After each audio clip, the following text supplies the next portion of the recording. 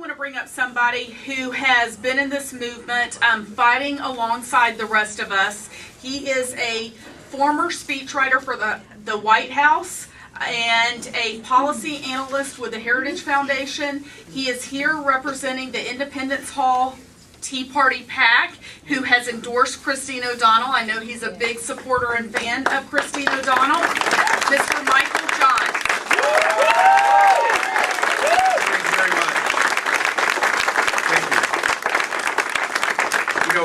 For those of us in the Tea Party movement who have, focused in on, really on a lot of these races around the country, many of them have sort of fallen into three categories. We've seen races where we have had two candidates who have really not been able to galvanize the support of the Tea Party movement, have not resonated with the Tea Party movement, and for that part of the Tea Party leadership has sort of scratched his head and not jumped into those races. Some cases we've seen, which I think is healthy for our political process, elections where we have had multiple candidates who have been very supportive of the liberty agenda. In those cases, that's proven a very difficult decision for the Tea Party movement.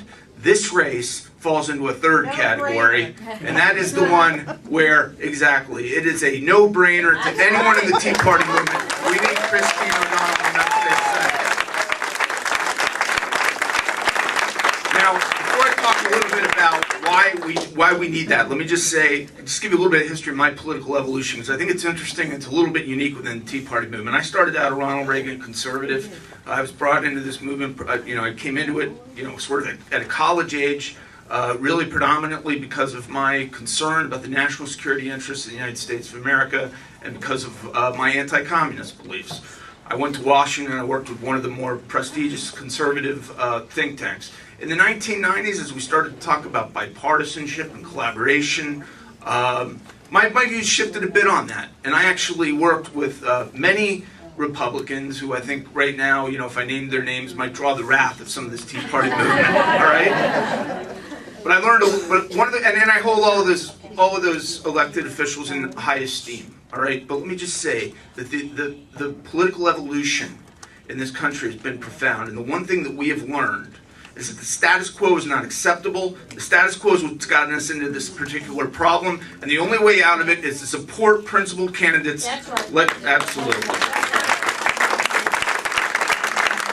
Now, why is Christine so important? Why is she so obviously beloved by this Tea Party movement? Let me walk through it. All of the core issues that are key to this movement. Number one, really when you start to look at how, when this movement started to really galvanize, which was almost before this administration, there was a lot of concern about energy issues in this country, and particularly the rising, escalating price of gasoline.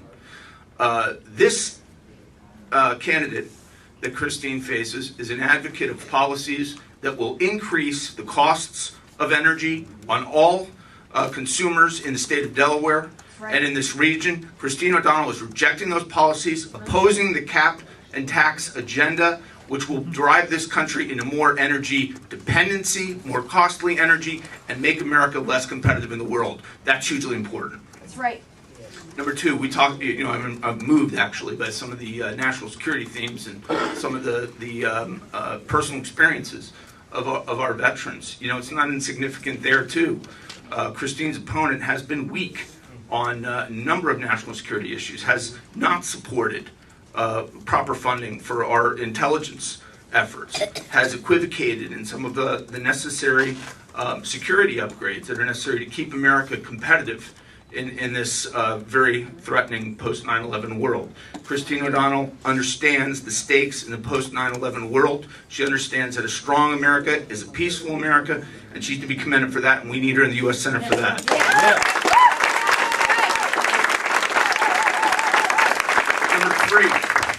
One of the biggest decisions that this country's made, at least in a decade, is going to be whether or not we extend the Bush tax cuts, which are probably improperly labeled, and also ensure repeal of death taxes.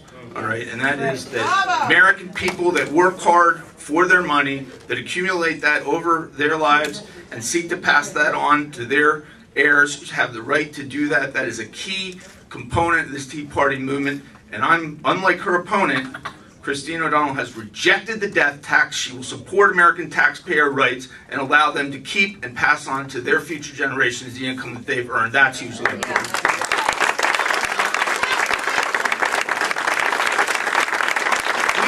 We've said that the adherence to the United States Constitution is critical. And if there's been any positive, there's multiple positive messages that have come out of this Tea Party movement over the last year and a half, but one of those is that the Constitution of the United States is the only guiding law that needs to be of predominant concern to the Congress of the United States and to the development of our federal statutes. Christine O'Donnell's opponent is given an F by the National Rifle Association on Second Amendment gun rights. And wherever you stand on that issue, the broader message is equally important, and that is that he has looked to political pressure groups and political sentiment over the Constitution itself. Christine O'Donnell has not done that. She's a supporter of our Second Amendment rights, and we need her in the United States Senate for that.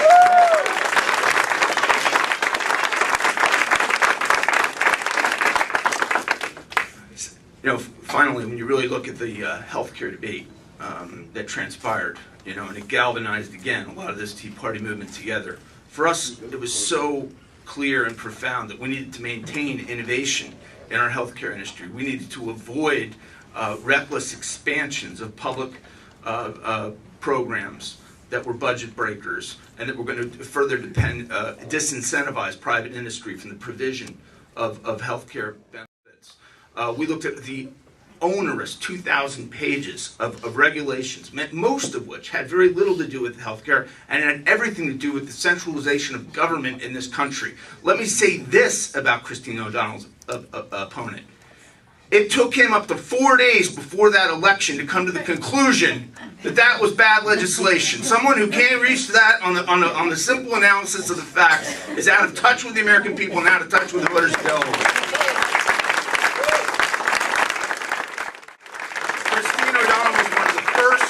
Most articulate voices in opposition to this horrific healthcare legislation, and she's going to be a voice, I know, and a vote for urging its repeal in the United States Senate. We need her in Washington for that reason.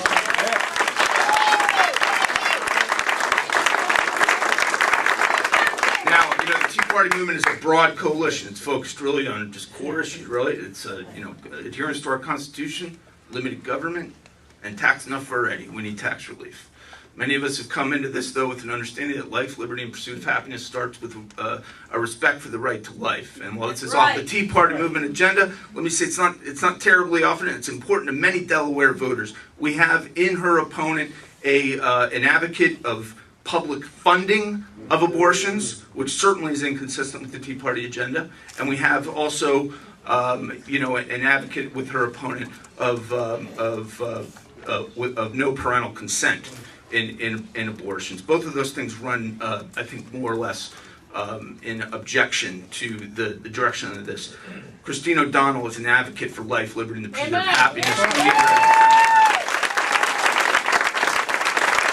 Now, I don't know what that is. That's 6 or 7 reasons in the limited time I have, but let me give you one final reason. Because even if all of these weren't there, there's something I find very disturbing. I know all of you find very disturbing. And I think it's got to be disturbing to anyone, regardless of your political affiliation or political orientation in the state of Delaware. And that is, when someone seeks one of the highest offices in this land, that of United States Senator, and is afraid, timid, and running from facing the voters and being able to discuss and have dialogue over those issues with his opponent, he is not suited to represent this state.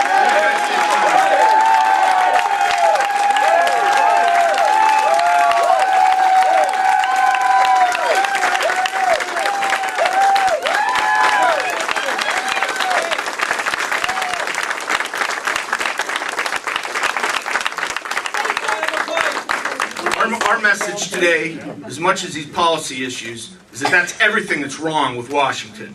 And that is an arrogant elite of those who think they're simply next in line to take the job. This election in 2010 is different. This is not a credentialing process. This is a democratic political process. And when you shun democracy, you are running the risk of losing that election, and I believe that's exactly what's going to happen a week from today.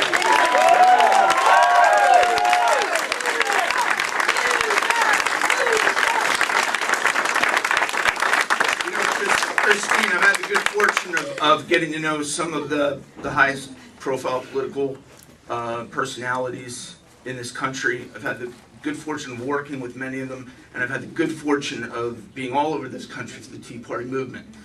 And I want to tell you that I don't think that there's really any one candidate that I can think of who has resonated more with the Tea Party movement than Christine O'Donnell.